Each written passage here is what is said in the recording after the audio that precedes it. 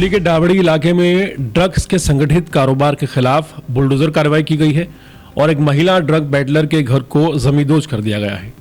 इस bulldozer action के बाद इस पूरे परिवार की आपराधिक कुंडली सामने आई है। बेशक इस कार्रवाई के बाद कुछ लोग सवाल उठा सकते हैं कि किसी के घर पर बुलडोजर चलाना कहां तक जायज़ है, लेकिन जब इस परिवार की आपराधिक हिस्ट्री पर नजर डाली जाती है तो यह सवाल बदल जाता है। सच जानने के बाद आप भी यही कहेंगे कि इनके घर पर बुलडोजर तो बहुत पहले चल जाना चाहिए था। आरोपी महिला अलका नागिया के खिलाफ अकेले 28 से ज्यादा मामले आबकारी अधिनियम और एनडीपीएस एक्ट से तहत दर्ज हैं। उसके पति मनोज नागिया पर 15 से ज्यादा आपराधिक मुकदमे दर्ज हैं। वहीं उसके बेटे करण नागिया के खिलाफ 7 मामले आबकारी और एनडीपीएस एक्ट के तहत दर्ज हैं। दूसरे बेटे गौरव उर्फ गोलू पर 4 मामले एनडीपीएस एक्ट और आर्म्स एक्ट के तहत दर्ज हैं। परिवार की बेटी मनीषा नागिया भी पीछे नहीं है। इसके खिलाफ 3 मामले आबकारी अधिनियम के तहत दर्ज हैं। कुल मिलाकर एक ही परिवार पर दर्जनों केस हैं और यही वजह है कि अब इस कार्रवाई को नशे के खिलाफ दिल्ली पुलिस की सबसे सख्त और निर्णायक कार्रवाई माना जा रहा है। दिल्ली में नशे के खिलाफ जंग में पुलिस ने एक ऐसी कार्रवाई की है जिसे ऐतिहासिक कहा जा रहा है।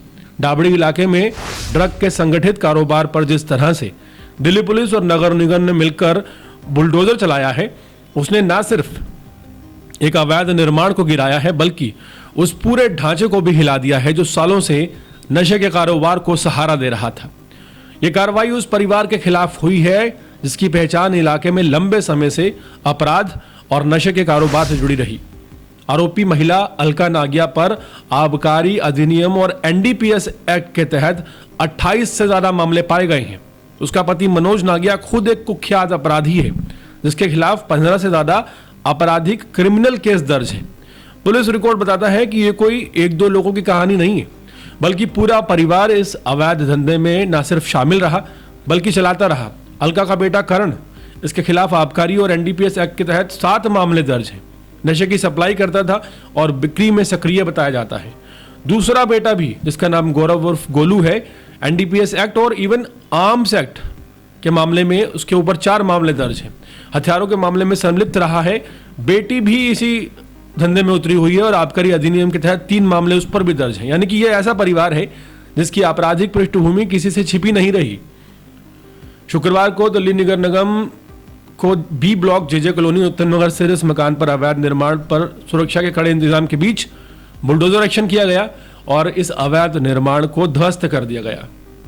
पुलिस की मौजूदगी में यह पूरी कार्रवाई शांतिपूर्ण पूर्व की गई और द्वारका जिले के डीसीपी अंकित सिंह ने इस कार्रवाई को संगठित और नशे के खिलाफ एक बड़ा कदम बताया है। उन्होंने साफ कहा है कि ऐसी कार्रवाइयों का मकसद सिर्फ अवैध निर्माण हटाना नहीं बल्कि उस बुनियादी ढांचे को खत्म करना है जो अपराधियों और नशे के नेटवर्क को पनपने का मौका देता है। बेशक इस कार्रवाई के बाद कुछ लोग सवाल उठा सकते हैं कि किसी घर पर बुलडोजर चलाना क्या ठीक है, लेकिन जब इस परिवार की आपराधिक हिस्ट्री पर नजर डाली जाती है, दर्जनों मामले, नशे का संगठित कारोबार, हथियारों से जुड़ा अपराध, तो यह सवाल अपने आप बदल जाता है। लोग कहते हैं कि अगर कानून ने यह कदम पहले उठा लिया होता तो शायद इलाके में नशे की जड़ें इतनी ज्यादा गहरी नहीं होती।